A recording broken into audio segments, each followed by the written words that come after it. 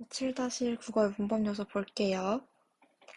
자, 이 단원에서 우리가 주목해야 될 일단 네 가지를 배워요. 높임 표현, 그리고 시간 표현, 인용 표현, 피동 표현, 이 네 가지를 배우는데, 그 중에서 우리가 주목해야 될 점은 높임 표현, 별표, 그리고 인용 표현도 조금 헷갈릴 수 있지만, 피동 표현, 이 두 가지 파트가 제일 좀 난이도가 있게 나올 수 있기 때문에, 두 가지에 조금 더 힘을 주고 공부를 하면 좋을 것 같아요. 일단 하나씩 우리 함께 살펴보도록 합시다. 우리 떠먹는 문법에서 이 네 가지 배웠었어. 그렇지만 기억에 나지 않겠죠? 그럴 수 있지. 다시 쌤하고 다시 차근차근 하나씩 살펴봅시다. 자, 일단 교과서 내용을 정리된 표를 쌤이 가져왔어요. 그래서 이 표 보면서 하나씩 짚어보도록 할게요. 자, 일단 상대 높임법입니다. 일단 높임 표현에는 세 가지가 있어요. 높임 표현.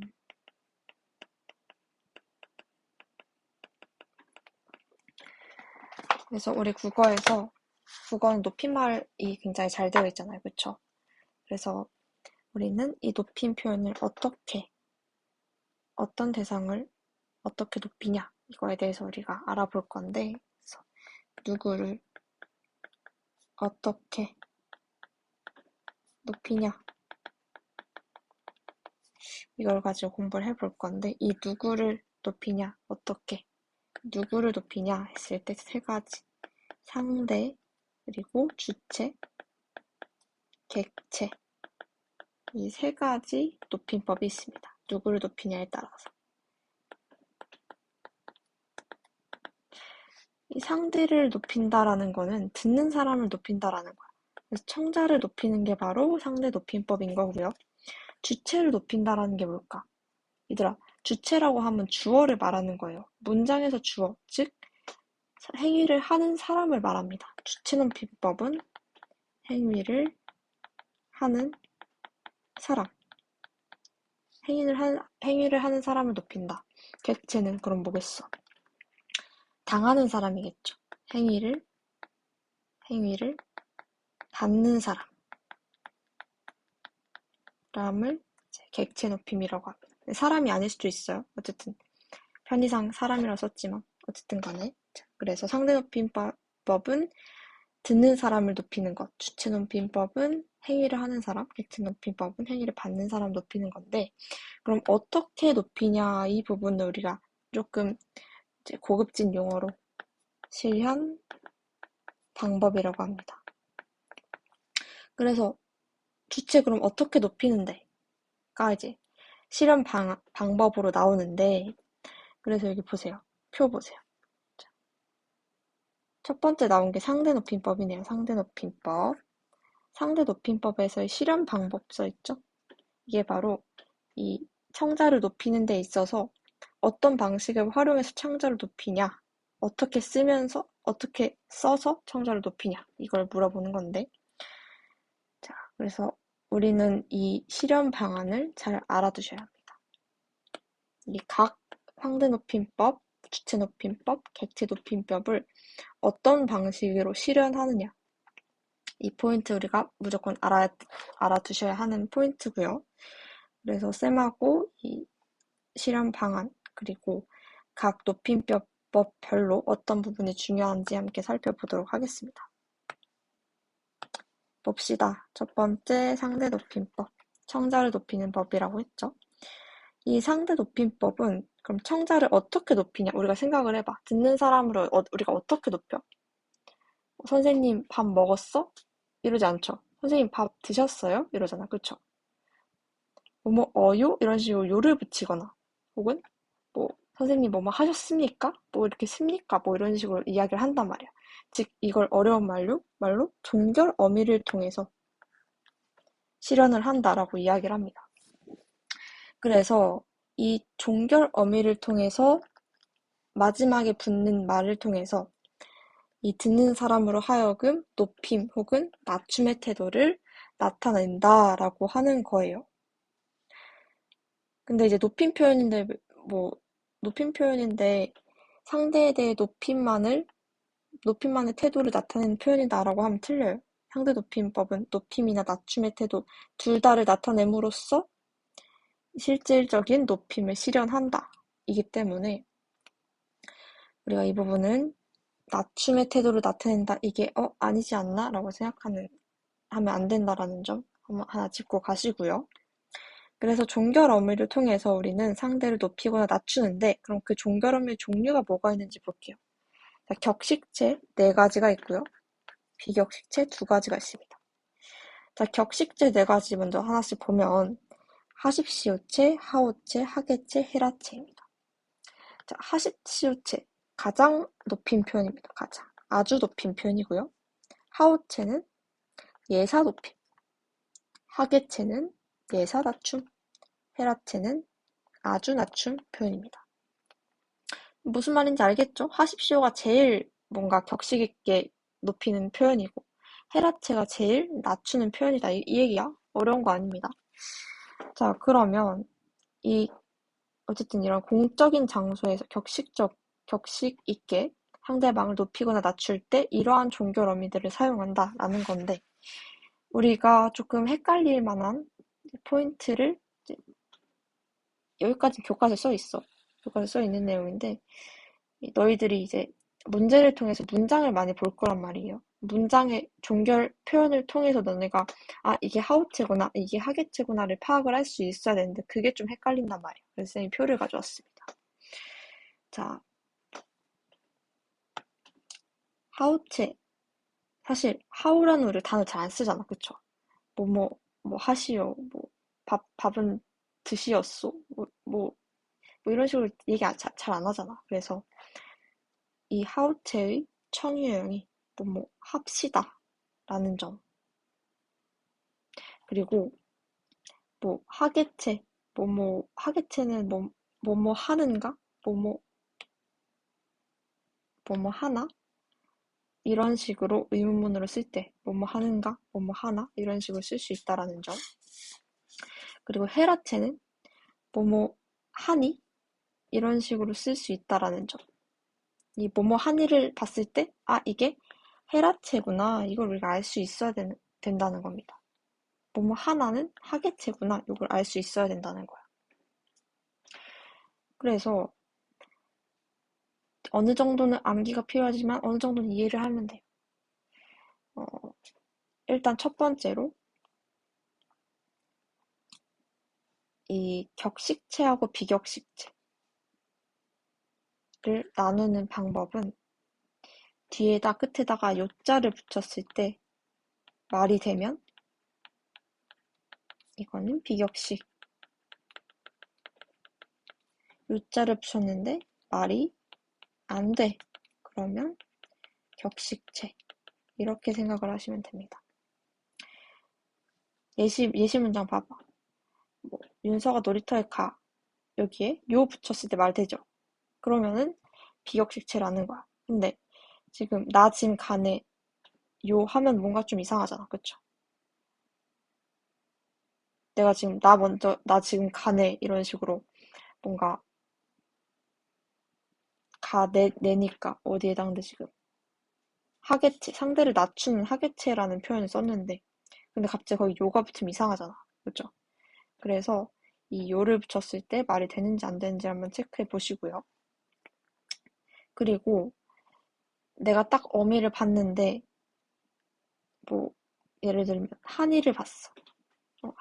한이요? 이상하니까 일단 격식체겠네 라고 생각을 했어. 근데 이 격식체에서 그러면은 이 한이가 상대를 높이는 표현인지 그러니까 한이가 듣는 사람을 높이는 표현인지 혹은 듣는 사람을 낮추는 표현인지 우리가 파악을 하기 위해서는 좀 그냥 간단하게 생각해 보세요. 엄마한테 엄마 뭐 엄마 뭐 하니? 이런 말 쓰니? 안 쓰잖아. 왜? 엄마는 높임의 대상이죠. 청자, 높임의 대상이잖아.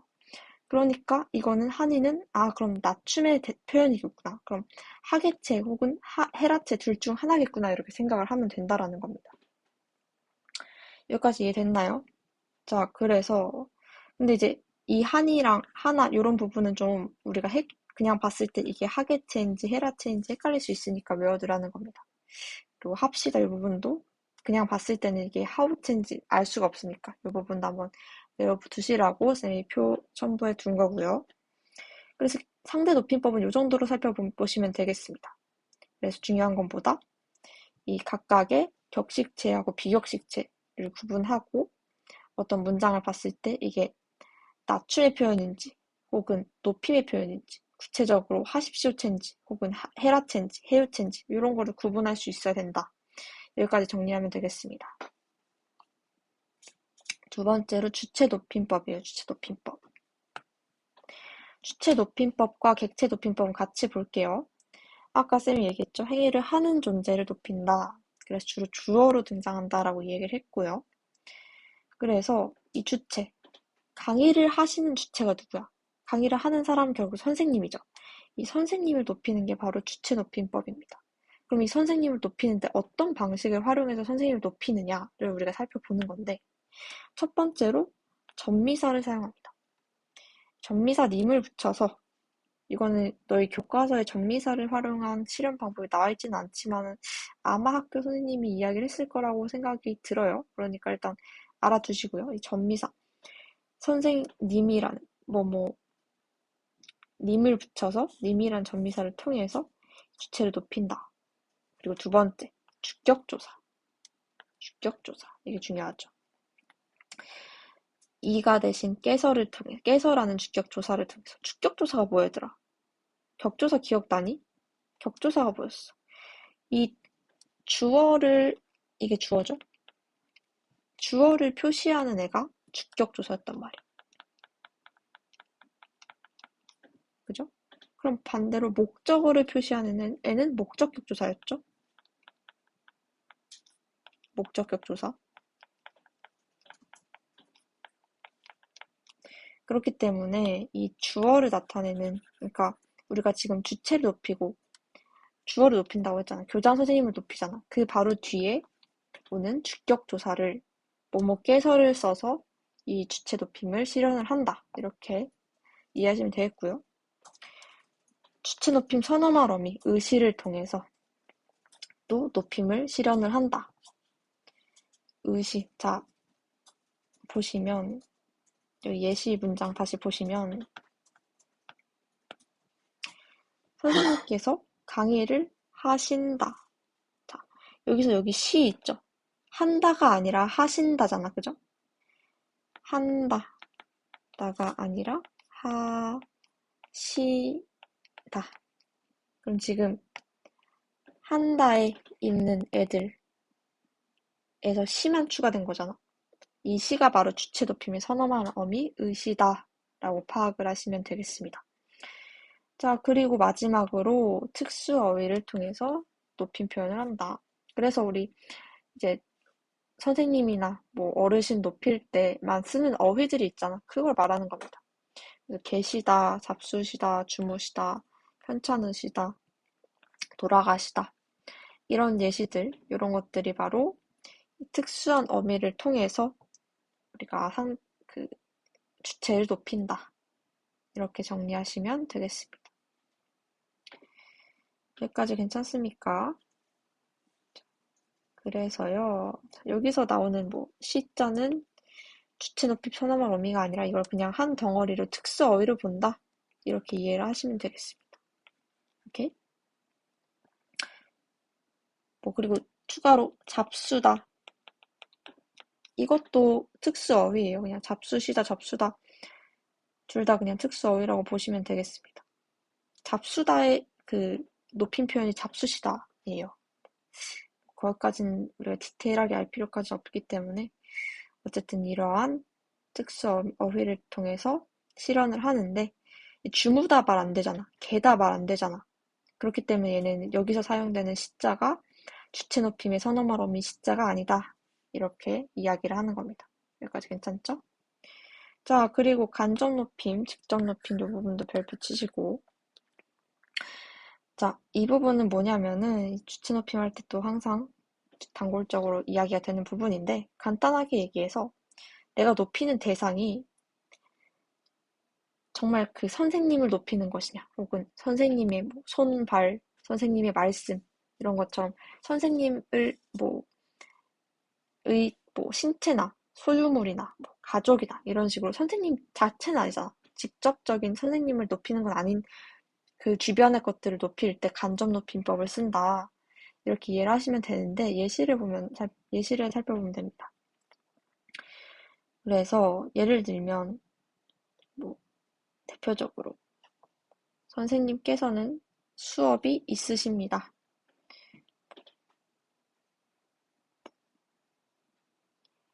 뭐 이런 것들 같은 경우는 선생님이 수업이 계십니다.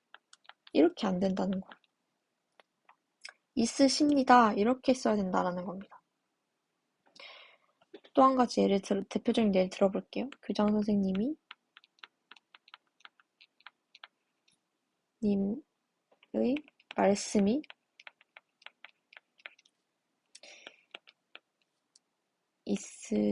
있으시겠습니다. 라고 얘기를 하죠. 근데 교장 선생님의 말씀이 계시겠습니다. 이런 말 들어본 적 있니? 없죠. 이게 맞는 거지. 자, 결론은 뭐냐. 이 간접 높임의 경우는 특수 어휘 사용을 하지 않는다. 대신 어떻게 높임을 실현하냐? 뭐뭐, 시의 주체 높임, 선어말, 어미를 활용을 해서 높임을 한다. 그래서 말씀이 있으시겠습니다. 이렇게 시를 통해서 높임 표현을 쓴다. 특수어를 사용할 수 없다. 이 부분만 체크해 주시면 되겠습니다. 정리됐죠? 객체 높임 봅시다. 객체 높임 더 간단합니다. 행위를 받는 존재를 높인다라고 이야기를 했죠. 그래서 문장에서 주로 목적어나 부사어로 등장을 하는데 목적어나 부사어로 등장을 하기 때문에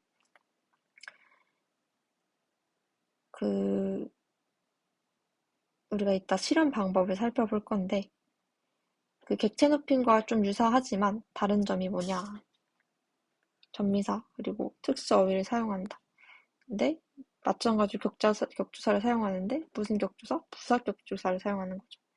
아까 주체 높임 같은 경우는 주어를 주로 높이기 때문에 주격조사를 사용했죠.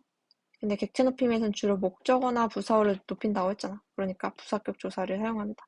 부사격 조사 에게 대신 깨를 통해서 높임을 실현을 한다. 이렇게 정리하시면 되겠고요.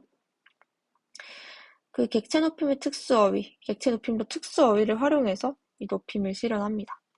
그랬을 때 들이다, 모시다, 여쭙다, 뵙다.